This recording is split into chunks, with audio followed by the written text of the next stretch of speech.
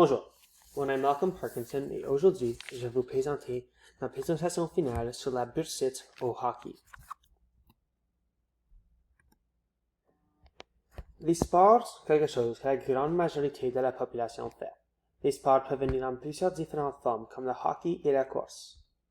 Tout le monde et tous les professionnels du corps du monde sont d'accord que faire du sport est bon pour la santé et près de tout le monde voit des bénéfices de jouer au sport chaque jour. Par contre, un risque de sport sont les blessures. Juste comme la variété de sports dans le monde, il y a une aussi grande variété de différentes blessures qu'une personne peut recevoir.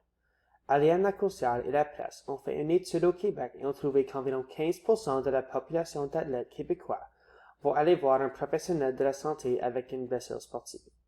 Cela comporte 1 million de Québécois chaque année. Cela montre juste comment gros les faits des blessures sont dans le monde du sport. De ce million de personnes, beaucoup d'entre eux subissent des blessures liées au surentraînement.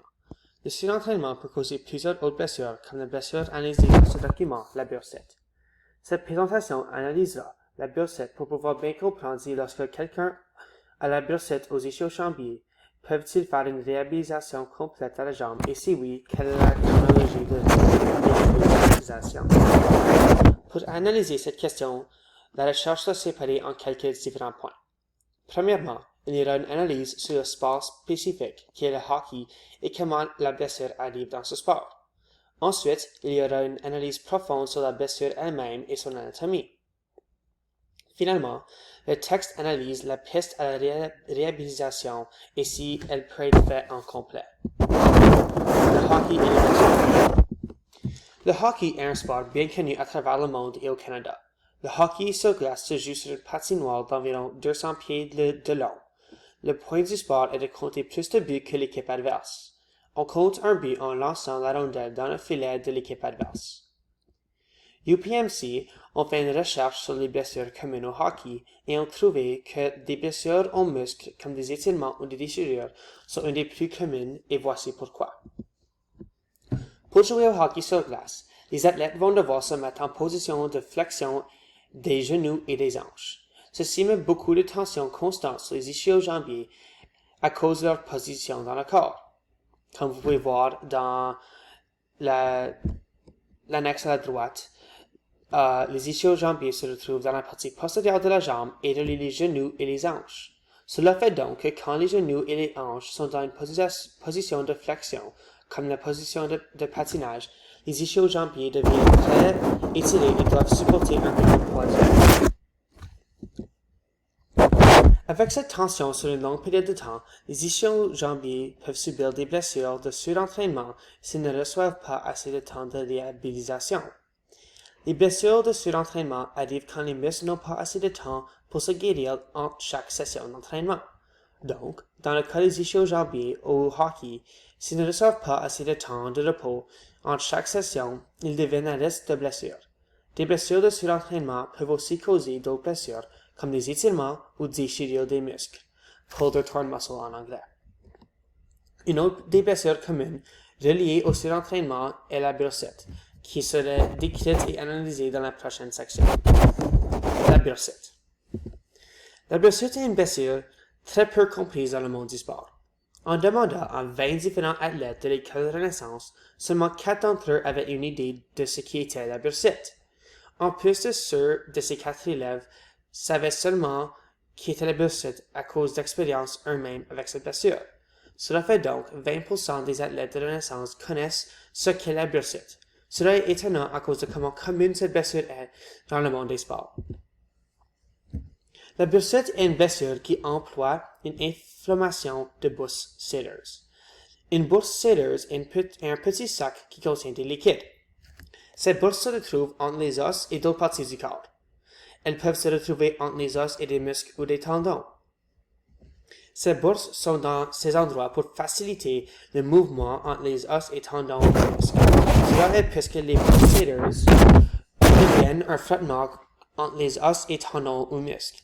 La blessure de bursite arrive lorsque les muscles ou tendons subissent du surentraînement et se déplacent ou grandissent.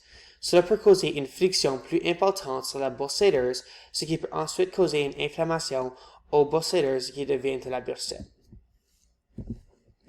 Dans le cas des ischio-jambiers, lorsque les muscles subissent du surentraînement, elles peuvent soit bouger ou changer, ce qui met une tension sur soit les bolsters du genou ou de la hanche. Ensuite, les bosses de ces deux endroits peuvent subir davantage de friction, ce qui les met à risque d'inflammation. Cette inflammation est ce que l'on appelle de la bursite. On peut apercevoir de la bursite chez un athlète avec quelques symptômes. Premièrement, un athlète touché de bursite pourrait ressentir une douleur ou voir une enflure autour de l'articulation avec de la bursite.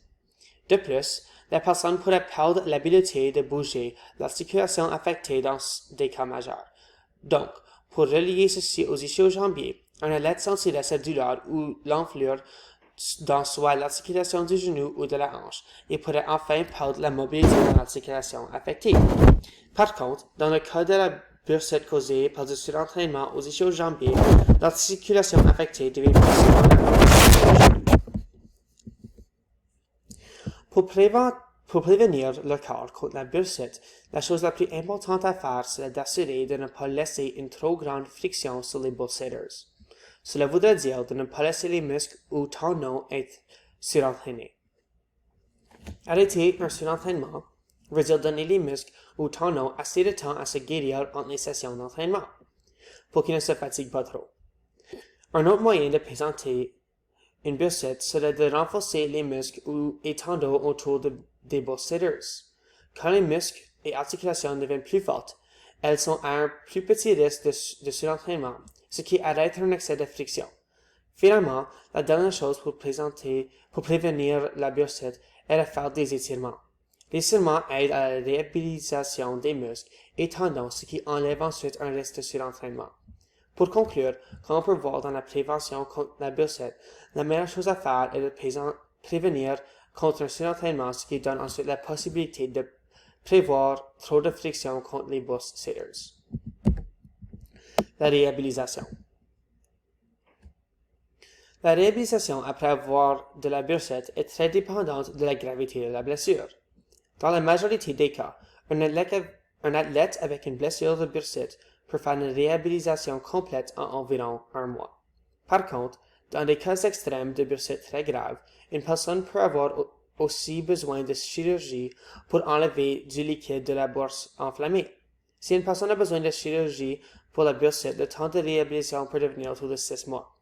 En plus de ceci, si la bolsters ne se fait pas traiter, elle est à risque d'éclater. Cela peut avoir des risques drastiques sur les parties du corps alentour, puisque le liquide peut causer des infections à travers le corps. Si un athlète fait éclater le sac enflammé, il ou elle serait à risque de ne plus jamais être réhabilité et pourrait subir des effets de cette blessure. Ces deux cas-là sont juste des cas extrêmes. Dans la majorité des cas, la bursite sera retrouvée très tôt et peut être traitée rapidement. La procédure de réhabilitation ressemble à ceci. Pour commencer, pour les premières 72 heures, la meilleure chose à faire est de mettre de la glace sur la blessure et de lui donner du repos. Après ces premiers 3 jours, l'athlète devrait commencer à faire des mouvements mineurs et voir un physiothérapeute. Avec le physio, l'athlète pourrait reconstruire la mobilité et la force aux muscles et l'articulation affectée.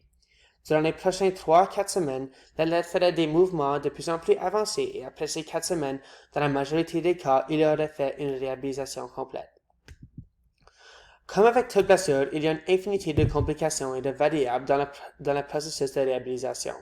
Mais en général, avec un bon traitement et régime, un athlète avec une bursite peut faire une réhabilitation complète en 10 mois. Pour conclure, la bursite est une blessure très commune, pas seulement au hockey, mais dans tous les aspects du sport. Elle se produit quand un athlète fait un surentraînement d'une partie du corps qui cause une friction augmentée sur les bolsters. Ces bosses deviennent ensuite inflammées et cela est la bursite. Dans le hockey, la bursite est très commune dans l'articulation des hanches à cause des ischio-jambiers. Par contre, quand un athlète a cette blessure, s'il fait un bon régime de réhabilitation, il pourrait être complètement guéri en 1 mois ou même moins. Mais s'il ne traite pas la bursite, ça pourrait lui affecter pour le reste de sa vie. Donc pour répondre à la question de départ, oui, un athlète qui a une bursite ischio-jambière de hockey peut faire une guérison complète dans la grande majorité des cas. Merci beaucoup d'avoir écouté la présentation. La fin.